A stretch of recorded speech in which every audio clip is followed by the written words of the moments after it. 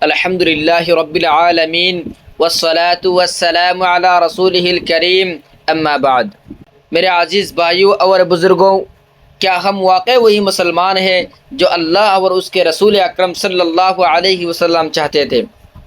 آج ہم مسلمان ہونے کا دعویٰ تو کرتے ہیں، مگر اپنے اعمال کو دیکھیں تو بہت سی کمیاں نظر آتی ہیں۔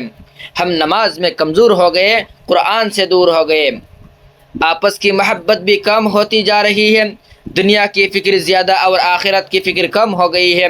اللہ تعالیٰ قرآن میں فرماتے ہیں، ان اللہ لا یغیر ما بقوم حتی یغیر ما بانفسہم، بے شک اللہ کسی قوم کی حالت نہیں بدلتا جب تک وہ خود اپنے حالت نہ بدلے۔